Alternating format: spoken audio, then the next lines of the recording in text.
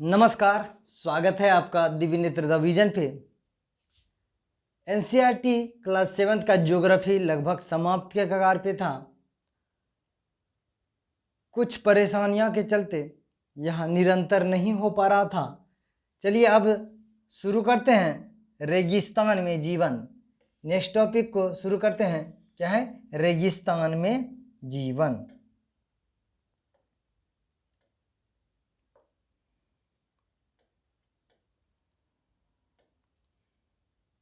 चलिए, क्या है?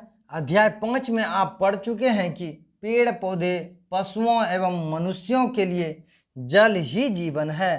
पेड़ पौधे हो गया, पशु हो गया एवं मनुष्य के लिए क्या चाहिए? जल ही जीवन है। जल के बिना कुछ भी संभव है? नहीं है।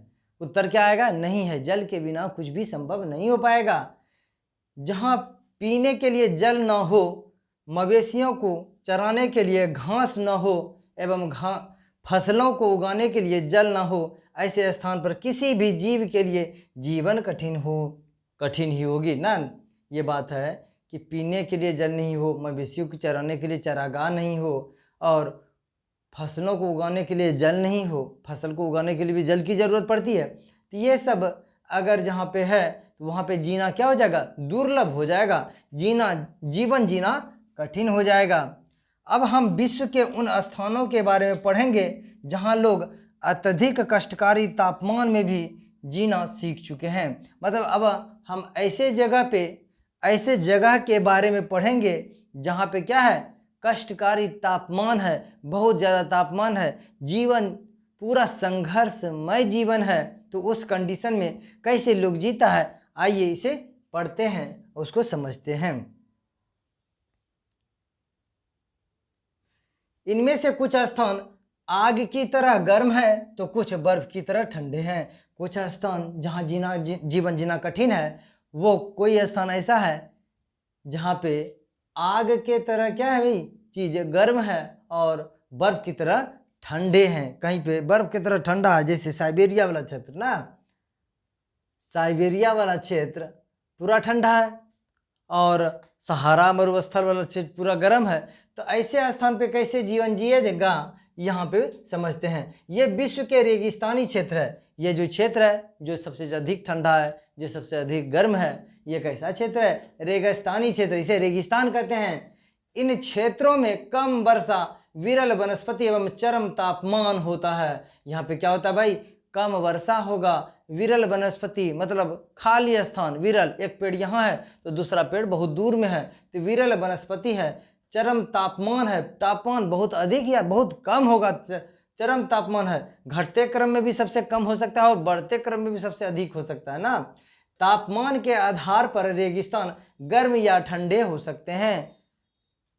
तापमान के आधार पर रेगिस्तान गर्म एवं ठंडे हो सकते हैं। इसका मतलब यह है कि जो ज़्यादा गर्म है तो वही खाली रेगिस्तान नहीं हुआ, जो ज़्यादा ठंडा है वो भी रेगिस्तान होगा। मतलब तापमान के आधार पर रेगिस्तान गर्म या ठंडा हो सकता है। इन स्थानों में जहाँ कहीं भी थोड़ा बहुत जल उपलब्ध होता है, लोग वहाँ कृषि करने के लिए बस जाते हैं। इन स्थानों पे जहाँ ज़्यादा गर्मी है, जहाँ ज़्यादा ठंडी है, तो वहाँ पे मनुष्य को अगर लग जाता है यहाँ कृषि थोड़ा बहुत भी संभव है, तो वहाँ लोग क्या करते हैं भाई? बस जाते हैं। क्या बस जाते हैं भाई? वहाँ घर परिवार बना के बस जाते हैं। जैसे पढ़ते हैं, यहाँ पे होगा गर्म रेगिस्तान सहारा। अब सहारा मरुस्थल के बारे में आइए समझते हैं। विश्व एवं अफ्रीका महाद्वीप के मानचित्र को देखिए। विश्व का मानचित्र को देखिए एवं अफ्रीका के मानचित्र को देखिए।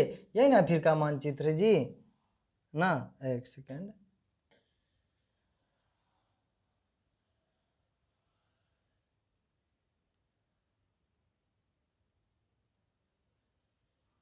लगभग ऐसे है ना अफ्रीका मानचित्र, ऐसे है। तो विश्व एवं अफ्रीका के मानचित्र को देखो तो अफ्रीका का मानचित्र जो यहाँ पे ये बहुत बड़ा भूभाग है, इसे ही कहते हैं क्या? सहारा मरुस्थल। क्या कहते हैं? सहारा मरुस्थल। यह सहारा मरुस्थल अफ्रीका महाद्वीप में है। यह जो अफ्रीका महाद्वीप है विश्व की दूसरी सबसे बड़ा महाद्वीप है। पहला एशिया है तो दूसरा अफ्रीका है ना। उत्तरी अफ्रीका के बड़े भूभाग पर फैले अफ्रीका को अगर दो भाग में बांटेंगे तो आधा दक्षिणी अफ्रीका हो जाएगा, इधर ऊपरला हो जाएगा उत्तरी अफ्रीका, ऊपर में उत्तर होता है ना जी। तो वही बात है, उत्तरी अफ्रीका में बड़े भूभाग पर फैला सहारा के रेगिस्तान का पता लगाएं। तो यहीं पे पता लगा लिए, सहारा रेगिस्तान है वो। यह विश्व का सबसे बड़ा रेगिस्तान है। यह जो सहारा रेगिस्तान है विश्व का सबसे बड़ा रेगिस्तान है। इससे बड़ा रेगिस्तान इस धरती पे नहीं है। यह लगभग 8.54 लाख वर्ग किलोमीटर के क्षेत्र में फैला हुआ है। मतलब यह हुआ कि यह जो क्षेत्रफल इसका है सहारा रेगिस्तान का, इसका क्षेत्रफल 8.54 लाख वर्ग किलोमीटर ना जी, एक दुट का नहीं, 8.54 लाख वर्ग किलोमीटर में फैला है। समझे, लगभग 8.5 लाख वर्ग किलोमीटर में फैला हुआ है। क्या आपको याद है कि भारत का क्षेत्रफल सिर्फ 3.2 लाख वर्ग किलोमीटर में है? क्या आपको पता है ना, 32,87,263 वर्ग किलोमीटर ना जी भारत का। तो 3.2 लाख हुआ ना, 3.2 लाख हो गया, यहाँ 85 लाख हो जाएगा, लगभग 8.54 लाख वर्ग किलोमीटर है। तो सोचिए, भारत से भी बड़ा है सहारा रेगिस्तान। 11 देशों में से घिरा हुआ है सहारा रेगिस्तान जो यहाँ पे है। यह इसमें कितना देश से घिरा हुआ है? 11 देश से घिरा हुआ है। यह देश है अल्जीरिया, चाड, मिस्र, लीबिया, माली, क्या है, मैरितानिया, मोरक्को, नाइजर, सूडान, ट्यूनीसिया एवं पश्चिमी सहारा। क्या है, यह सब देश है। ये सब आप याद कर लीजिएगा। कैसे याद करेंगे सर? 4 बार 5 बार दिमाग में मैप से याद करना, रट के नहीं। रटे बैठे हैं, पसीना छोड़ा रहे हैं, रट के याद कुछ भी नहीं करना है। ये देख लेंगे चीज़, भाई अल्जीरिया इधर है, उसके बाद यहाँ पे मोरक्को है, चाड है, मिस्र है, लीबिया है, ये सब समझ में आ जाएगा ना, मैप समझ में आ जाएगा तो आपको याद ज़्यादा रहेगा। रेगिस्तान के बारे में सोचते समय आपके मस्तिष्क में तुरंत ही रेत का दृश्य उभरता है। अगर रेगिस्तान जैसे सोचेंगे कि रेगिस्तान, तो तुरंत आपके दिमाग में आएगा कि रेत होगा, मतलब बालू होगा, बालू होगा, यह आपके दिमाग में आता होगा। परंतु सहारा मरुस्थल बालू की विशाल परतों से ढका हुआ है ही नहीं, वरन वहाँ वजरी के मैदान और नग्न चट्टान सतह वाले उत्थर पठार भी पाए जाते हैं। मतलब यह हो गया कि यहाँ पे जो सहारा मरुस्थल है, यहाँ पे खाली बालुए नहीं मिलेगा, इसके अलावा मिलेगा बजरी का मैदान, कंकर बजरी का मैदान मिलेगा, चट्टान की सतह मिलेगा, पठार मिलेगा, उथला पठार मिलेगा, उत्थित पठार मतलब उभरा हुआ पठार मिलेगा। कहाँ पे? सहारा मरुस्थल में है। ये चट्टानी सतहें कुछ स्थानों पर 2500 मीटर से भी अधिक ऊंचा है। यह जो चट्टानी सतह है, मतलब यह जो पठार है 2500 मीटर से भी अधिक ऊंचा है। मतलब इसका ऊंचाई कितना है? 2500 मीटर है लगभग। ये इससे भी अधिक ऊंचा पठार है सहारा मरुस्थल में ना। तो कितना आराम से समझा रहे हैं। क्या आपको समझ में नहीं आ रहा है? यही तो सहारा है। देख रहे हैं ये अफ्रीका है, माली है, नाइजर है, चाड है, सूडान है, सहारा मरुस्थल है, अल्जीरिया है, लीबिया है, मिस्र है, बहुत सारा देश है, मैरितानिया है। तो स्पष्ट रूप से दिखाई नहीं दे रहा है, तो आप मैप में देख लीजिएगा, क्योंकि स्क्रीन फट जाता है ना, जूम आउट होने से स्क्रीन फट जाता है। पश्चिमी सहारा मरुस्थल है, ट्यूनीसिया है, यह सब देश है। इधर एशिया हो गया ना जी, ये सऊदी अरब है, अरब का प्रायद्वीप है। तो यह सब बात है। जलवायु को समझते हैं। अब सहारा मरुस्थल में लोग सोचिए कैसे रहता होगा ना, तो जलवायु वहाँ का कैसा है, मतलब जल एवं वायु की मात्रा कितनी है, क्लाइमेट कैसा है, समझते हैं। क्या आप जानते हैं, देखते हैं इस क्या है, सहारा के अल अजीजिया क्षेत्र में जो त्रिपोली लीबिया के दक्षिणी भाग में स्थित है, यहाँ का सबसे अधिक तापमान 1922 ईस्वी में 57.7 डिग्री सेल्सियस दर्ज किया गया था। जो अल्जीरिया का सहारा मरुस्थल है, त्रिपोली लीबिया के दक्षिणी भाग में स्थित है, क्या नाम है, त्रिपोली। वहाँ का तापमान कब? 1922 ईस्वी में, मतलब 2022 चला न, तो 100 साल पहले 57.7 डिग्री टेम्परेचर आंका गया था। अभी तो अरीका में इससे भी ज़्यादा आंका गया है, कैलिफोर्निया तरफ तो इससे भी आंका गया है ज़्यादा ना। सहारा मरुस्थल का भी तापमान 50 प्लस रहता है, ऐसा स्थिति होता है ना। सोचिए 50 डिग्री टेम्परेचर से ज़्यादा तापमान सेल्सियस में क्या हाल होगा वहाँ के जीवन पे ना जी। तो यह सब बात है। जलवायु को आइए समझते हैं बारीकी से। सहारा रेगिस्तान की जलवायु अत्यधिक गर्म है, गर्म एवं शुष्क है। तो जो सहारा रेगिस्तान देखें आप, यहाँ की जलवायु अत्यधिक क्या है, गर्म है। और कैसा है सर, सूखा है, सूखा है, नमी नहीं है, शुष्क जलवायु है। यहाँ की वर्षा ऋतु अल्पकाल के लिए होती है। यहाँ पे जो वर्षा ऋतु होती है अल्पकाल के लिए, बहुत कम समय के लिए। यहाँ आकाश बादल रहित एवं नॉर्मल होता है, निर्मल होता है, मतलब निर्मल, नॉर्मल नहीं, निर्मल। आसमान बादल रहित, बादल लेना है, आसमान में बादल नहीं दिखेगा, स्पष्ट नीला आसमान दिखेगा, बादल आपको नहीं दिखेगा, समझे, निर्मल लगेगा। यहाँ नमी संचय होने की अपेक्षा तेजी से वाष्पित हो जाती है। नमी अगर संचय होता तो इससे ज़्यादा स्पीड से क्या हो जा रहा, वाष्पीकरण हो रहा है, क्योंकि तापमान अधिक है ना। दिन अविश्वसनीय रूप से गर्म होते हैं। दिन के समय तापमान 50 डिग्री सेल्सियस से भी ऊपर पहुंच जाता है, अत्यधिक गर्म होगा, अविश्वसनीय, आप विश्वास नहीं कर सकते उतना गर्मी हो जाता है। और 50 डिग्री सेल्सियस से भी तापमान अधिक हो जाता है सहारा में, समझे। जिससे रेत एवं नग्न चट्टान अत्यधिक गर्म हो जाती है। यहाँ का जो बालू है, नग्न चट्टान है, मतलब खुला चट्टान, खुला चट्टान, पर्वत पठार, ये सब बहुत गर्म हो जाता है ना। इनके ताप की विकिरण होने के से चारों तरफ सब कुछ गर्म हो जाता है। ताप का विकिरण होगा ना जी, टेम्परेचर होगा, टेम्परेचर दीर्घ तरंग लघु तरंग के माध्यम से छूटेगा तो सब कुछ क्या हो जाता है, गर्म हो जाता है। ताप के विकिरण होने से चारों तरफ कुछ गर्म हो जाते हैं। रातें अत्यधिक ठंडी होती है। क्यों होता है भाई, क्योंकि आसमान में बादलें न है। तो लघु तरंग, जब लघु तरंग नहीं, दीर्घ तरंग, हाँ दीर्घ, लघु, लघु तरंग, लघु तरंग नहीं, दीर्घ तरंग, सॉरी, लघु दीर्घ, हाँ, दीर्घ तरंग जब नीचे जमीन से निकलेगा तो क्या चला जाएगा भाई, ऊपर चला जाएगा ना। लघु दीर्घ में थोड़ा सा कंफ्यूजन आ रहा है भाई। लघु तरंग के माध्यम से, हाँ, दीर्घ तरंग के माध्यम से, सॉरी, लघु तरंग ऊपर चला जाएगा, सॉरी कंफ्यूज हो जाता है थोड़ा सा ना। कोई कंफ्यूजन नहीं है, कोई कंफ्यूजन नहीं। लघु और दीर्घ में थोड़ा सा भाई, लघु तरंग पृथ्वी पे आती है, दीर्घ तरंग पृथ्वी पे आती है, लघु तरंग के माध्यम से ऊपर जाती है ना। तो वही तरंग, अगर लघु तरंग रोक पाती, अगर बादल होता, धूल कण होता, लेकिन बादल है नहीं है। बादल अगर नहीं है तो धूल कण, लघु तरंग कहाँ चला गया, लघु नहीं, दीर्घ तरंग कहाँ चला गया, ऊपर चला गया। तो ऊपर चला गया, अंतरिक्ष में चला गया, तो तापमान क्या हो जाएगा, बहुत ठंडा हो जाएगा। तो वही बात है, यहाँ सब कुछ गर्म हो जाता है, रातें अत्यधिक ठंडी होती है तथा तापमान गिरकर हिमांक बिंदु लगभग 0 डिग्री सेल्सियस तक पहुँच जाता है।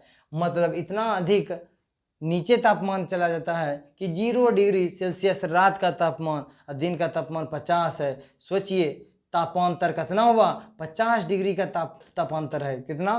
तो अगर पूछेगा आपसे प्रश्न कि सहारा मरुस्थल का तापांतर मतलब ताप में अंतर कितना है, तो 50 डिग्री। और 4-5 लाइन दे देगा, 4-5 ऑप्शन, 4 ऑप्शन में देगा प्रश्न कि इनमें से किस स्थान का तापांतर सबसे अधिक होगा। आपका रहेगा सहारा मरुस्थल रहेगा, या फिर सहारा मरुस्थल होगा, घास मैदान रहेगा, उष्णकटिबंधीय क्षेत्र रहेगा, वर्षावन रहेगा। तो आप किसे मारेंगे, सहारा मरुस्थल को इजी मार दिया, क्योंकि तापांतर बहुत अधिक है। ताप में अंतर कितना है, 0 और 50 है रात और दिन का तापमान ना। यही तो बात है। वनस्पति जात एवं प्राणी जात, तो यहाँ पे वनस्पति कौन होगा, प्राणी जात कौन होगा, जीवन कैसे संभव हो पाता है, आइए इसे समझते हैं। सहारा रेगिस्तान की वनस्पतियां में कैक्टस, खजूर के पेड़ एवं एकेसिए पाए जाते हैं। यहाँ कुछ स्थानों पर मरुद्यान खजूर के पेड़ से घिरे हरित द्वीप पाए जाते हैं। इसका तात्पर्य यह हो गया कि जितना भी पेड़ पौधा देख रहे हैं सर, ये सब झाड़ी नुमा कटीली झाड़ी वाला है।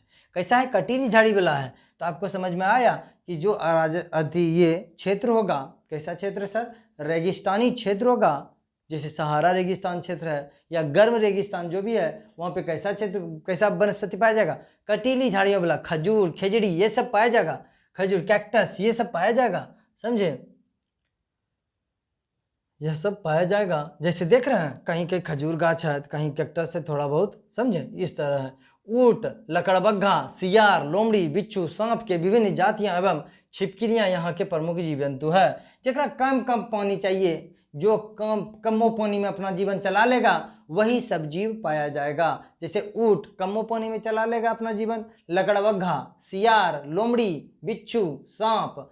ये सांप, खरीक सांप अब उत्तर भारत के मैदान से खरीक, गेहूं, काला नाग, ये ले जाके वहां छोड़ दिया 2 दिन में मर जाएगा। तो ये सांप नहीं, जलवायु से भी कैसा सांप होना चाहिए, वो गर्म मरुस्थल में रहने वाला सांप होना चाहिए ना। तो सांप के विभिन्न जातियां एवं छिपकलियां यहाँ की प्रमुख जीव जंतु है। छिपकली कैसे, आप अपने घर से छिपकली ला के छोड़ दीजिएगा तो 2 दिन में मर जाएगा वो ना, 2 दिन में मर जाएगा। ऐसा छिपकली नहीं, जो उसी जलवायु में रहने के लिए अडॉप्ट हो चुका है, ऐसा छिपकली, बहुत बड़ा बड़ा छिपकली पाया जाता है ना।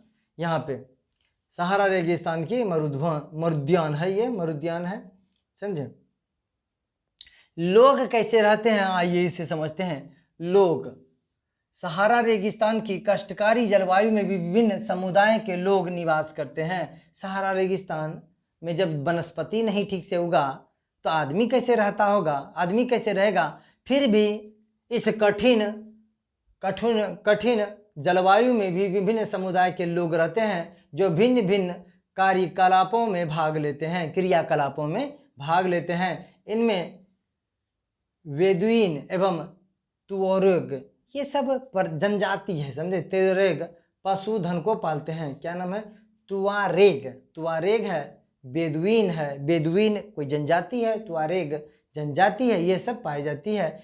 ये सब क्या है, पशुधन को पालन करता है, पशु चराएगा, पशु सब पालेगा ना। इन पशुधनों से इन लोगों को दूध मिलता है, इनकी खाल से ये पेटी, जूते, पानी के बोतल बनाने के लिए चमड़ा प्राप्त करते हैं। खाता भी होगा तो उसका खाल से क्या करेगा, यही सब चीज बनाएगा, जूता वूता बनाएगा। तथा पशुओं के बालों का उपयोग चटाई, कालीन, कपड़े एवं कंबल बनाने के लिए होते हैं। क्या कि तापमान रात में तो 0 डिग्री चला गया तो कंबल तो चाहिए ओढ़ने के लिए, तो कंबल चाहिए ओढ़ने के लिए, तो बताइए तो क्या करेगा, इनका बाल से, जो पशु चराएगा, पशु पाल देगा, उसी के बाल से क्या बना लेगा, ये लोग बना लेगा कंबल। अपने कलाकारी होता होगा, समझे। कहा कि खरीदेगा कैसे, क्योंकि उतना विकसित भी नहीं है ये समुदाय, समझे। धूल भरी आंधियां एवं गर्म वायु में से बचने के लिए ये लोग भारी वस्त्र पहनते हैं। ये लोग धूल भरी आंधी और गर्म वायु से बचने के लिए क्या कर पहनता है भाई, भारी वस्त्र पहनता है। सहारा में मरुद्यान एवं मिस्र में नील घाटी के लोगों का निवास में मदद करती है। सहारा मरुस्थल में मिस्र का जो नील घाटी है ना, वो मदद करती है, पानी उपलब्ध कराएगी ना। यहाँ जल की उपलब्धता होने से लोग खजूर के पेड़ उगाते हैं। कहाँ पे, नील बेसिन में लोग जल की उपलब्धता के कारण क्या उगाते हैं, खजूर के पेड़ उगाते हैं। यहाँ चावल, गेहूं, जौ, सेम जैसे फसलें भी उगाई जाती है नील नदी घाटी में ना। चावल, गेहूं, जौ, सेम आदि उगाएगा ना। मिस्र में उगाई जाने वाली कपास पूरे विश्व में प्रसिद्ध है। मिस्र में जो कपास उगाई जाती है, यह कपास पूरे विश्व में प्रसिद्ध है, समझे। अच्छा किस्म का क्या है, कपास है। इससे क्या बनेगा, सूती वस्त्र बनेगा ना जी। चलिए देखते हैं क्या है। तेल की खोज संपूर्ण विश्व में अत्यधिक मांगे वाले इस उत्पाद का अल्जीरिया, लीबिया एवं मिस्र में होने के कारण सहारा रेगिस्तान में तेजी से परिवर्तन हो रहा है। तेल का खोज बहुत हो रहा है, कहाँ पे, अल्जीरिया में, मिस्र में, लीबिया में। तो अब विकसित होगा ना, तेल तो चाहिए विश्व को, और तेल यही लोग के पास है, तेल वही लोग के पास है, तो तेल खरीदने के लिए इसके पास जाएगा तो इसके पास रुपया पैसा होगा। तो इस क्षेत्र में परिवर्तन हो रहा है बहुत तेजी से। इस क्षेत्र में प्राप्त अन्य महत्वपूर्ण खनिज में लोहा है, फास्फोरस है, मैग्नीज है एवं यूरेनियम सम्मिलित है, ये सब है, समझे। यूरेनियम, मैग्नीज, ये सब, लोहा, फास्फोरस सब कुछ मिलेगा। सहारा की सांस्कृतिक जीवन शैली में भी परिवर्तन आ रहा है। अब परिवर्तन नहीं आएगा, वैश्विक व्यापार से संपर्क साधेगा, विश्व का सब लोग पहुंचेगा वहां पे, तो देखा सकी ना, थोड़ा सा परिवर्तन आ रहा है। आज यहाँ क्या है, क्या है यार, एक सेकेंड, क्योंकि देख रहे हैं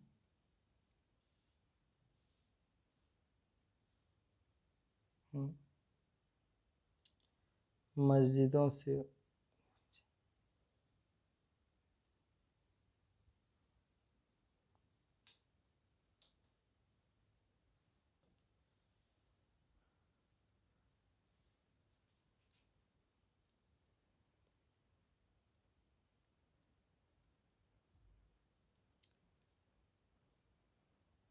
लोग में समझ रहे थे।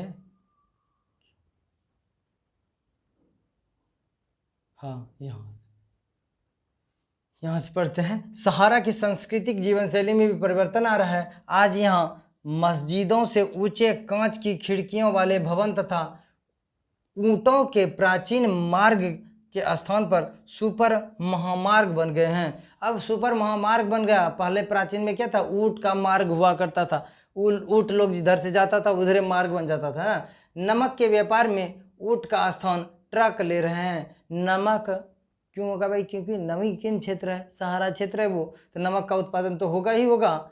और पहले नमक का व्यापार जो होता है ऊंट के सहारे ही आवागमन किया जाता है उसका, समझे। लेकिन बाद में अब क्या ले लिया है, ट्रक ने यह स्थान ले लिया है। तुआरेग लोग विदेशी पर्यटकों के लिए मार्गदर्शक का काम कर रहे हैं, मतलब टूरिस्ट गाइड के रूप में काम कर रहे हैं। कौन लोग? विदेशी तुआरेग लोग होता है वहाँ पे जनजातीय लोग। ये लोग क्या करता है भाई, मार्गदर्शक, विदेशी मार्गदर्शक मतलब टूरिस्ट गाइड का काम कर रहा है। आज अनेकों चलवासी जनजाति के लोग सहारा जीवन की ओर जा रहे हैं। चलवासी जनजाति का लोग सहारा जीवन की ओर जा रहे हैं, जहाँ वे तेल एवं गैस के कार्यों में नौकरी ढूंढते हैं। बाहर से भी लोग यहाँ पे आ रहा है, क्योंकि भाई इसको नौकरी चाहिए कि इस खदान में तेल एवं गैस का खदान है, लोहा गैस का खदान है, वहाँ पे क्या ढूंढेगा, अपना व्यवसाय ढूंढेगा। तो लोग पहुँच रहा है धीरे धीरे, इसका विकास हो रहा है। और कितना है भाई, लंबा वीडियो हो जाएगा तो फिर दिक्कत है।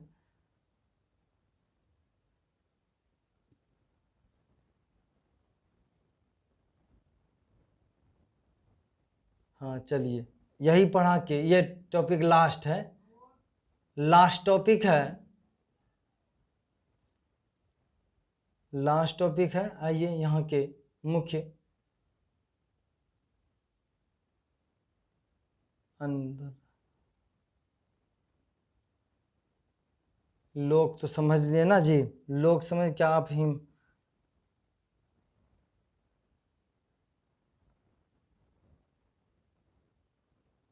एक सेकेंड, अब चलते हैं ठंडे रेगिस्तान को। ठंडे रेगिस्तान लद्दाख के बारे में देखते हैं। दूसरा वीडियो में देख लें क्या, लंबा हो जाएगा, दूसरा वीडियो में देख लेते हैं।